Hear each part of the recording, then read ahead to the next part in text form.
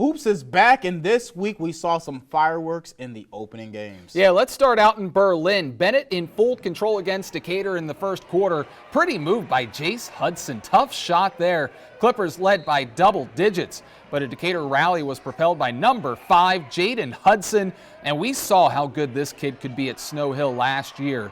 Against the Clippers, he lit it up, 18 points, but he would foul out, and that was the turning point. Seahawks down 3. Muhammad Ramadan for the tie, nails it, and we would go to overtime. But man, oh man, Christian Davis absolutely taking over in the extra period, 7 of their 8 points, and the Clippers stunning the home crowd as Bennett wins 81-73. Now up in Easton on Tuesday for their home opener, they face one of their Bayside North rivals, the Kent Island Buccaneers, 2 North title contenders last season playing in this game. Now in the first quarter, the game was competitive. Both teams scored 12 points to end the period. But as the clock was winding down in the first, this is where things started to shift. David Jeffers has just enough time to let it fly, and it's good, nothing but net. At the buzzer, Kent Island ties it up at 12. That shot completely got momentum on the Buccaneers side, and they turned up the heat in the second and third quarter. The Warriors could not figure out their 2-3 zone. Too many turnovers, too many missed threes for Easton caused the Warriors to drop their season opener. Bucks win by 14. Now, how about some other scores from the first week of Bayside Hoops action? Queen Anne's gets a solid win over Bennett at home yesterday. Easton's Sean Moody dropping 25 in their 4-point win over Parkside. Antoine Wilson, 46 points in the Tribe's 29-point win at Kent Island. And Pocomoke winning their game over Parkside on Tuesday. Snow Hill gets off to a good start against Easton. Now, let's take a look back at our power rankings to begin the season, released on Wednesday. Queen Anne's, our top team. KJ Smothers, Colin Wolford, Ja Roy are the three-headed monster for that team. Decatur comes in at 2 despite that loss to Bennett on Tuesday. Clippers, 2 tough road games to begin their year, but they are a tough squad. Y-High at number 4, Antoine Wilson rejoining the squad this year. Kent Island rounds out the top 5. So, we've gotten a few messages about our top 5 this week, yeah, Devin. I've seen them on Twitter. What are your thoughts now that we're a week in? I like the majority of the teams that you have in the top 5. I don't have a problem with anyone in that. I think just nitpicking, I think Bennett is a team that will definitely look to take a step forward.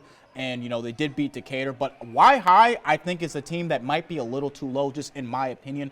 Antoine Wilson, he's shown that I think he's good enough to carry the Tribe to the top of the Bayside almost single-handedly. You know, you saw what he did yesterday, dropping 46 points, blowing out the number 5 team, Kent Island, on the road by 30 points. And again, last year the Bucks are one of the best teams in the Bayside. So him being able to do that, again, very early on in the season, a lot of games are going to be played, but the Y-High Tribe, I think they're dangerous, really dangerous this year. Maybe, I don't know if they'll be able to go 27-2 like they did last year because it's maybe a depth issue. But again, Wilson, I think he's the best player in the Bayside individually, and I think he'll be able to kind of take his team to another level. And then obviously you got Queen Anne's, you know, returning the Bayside North, the Bucks were also returning the Player of the Year, Aaron Robertson. Again, the Tribe beat them by a lot. So I think they might be a little bit higher than 4th. Honestly, you might be right when it comes to Y-High being too low at number 4. I don't know with Y-High. I mean, Antoine Wilson, the best player in the Bayside. Clearly, they've got Malik Leatherbury, they've got Jaden Handy, they've got Jalen DeShiel. I could see that team winning the conference. I could see that team being below Decatur and Bennett. Right. We'll see what happens. All right, let's move on now to the Henlopen. We've got some scores to get to here as Dover falling to Middletown by 10.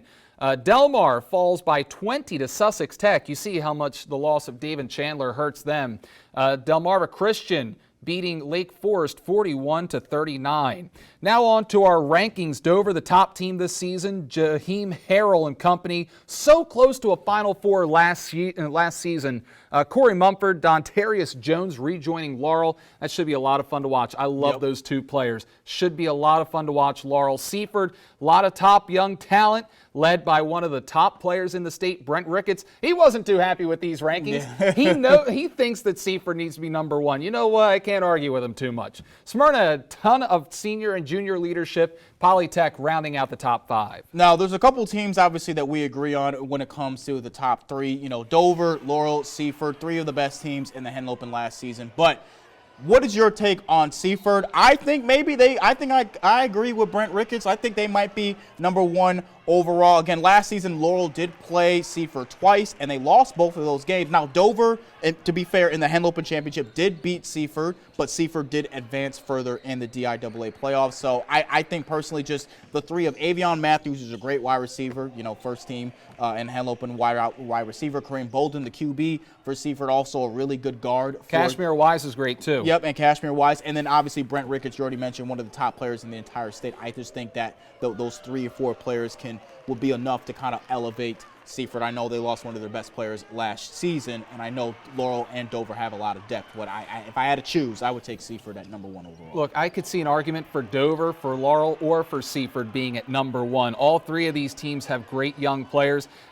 Laurel has a 3-headed monster, Kylie Swolson, really good guard. Yep. They got Dontarius Jones back. Corey Mumford was fantastic across Christian, coming back to Laurel. He was there his freshman year. I could see them going to the Final Four at the Bob. I could see Seaford going on to the Final Four. I think losing Tyrese Fortune's going to hurt them this year. Yes. I do. Yep. But I think that Seaford does have some really good sophomores. They've got some really good junior players that we've already mentioned. Yep. And they've got the senior leader, Brent Ricketts, who can go out there and take over a game and win a game for you every single time that he's out there on the court. Brent Ricketts can do anything that he wants out there. So it'll be so much fun to watch. And let's see if Smyrna, Polytech, or anyone else can surprise us this year. Yeah, and I'm glad we have a lot of parities. Though it's not just one team that's just at the top. It's a lot of different teams that you can make arguments for either way, both in the Bayside and the Henlopen. Right. So coming up, Chief Meteorologist Rich Werdzik will be back with your full forecast. You're watching DSI. This is Coach Bubby Brown, James M. Bennett Clippers, and you're watching Delmarva Sports Insider.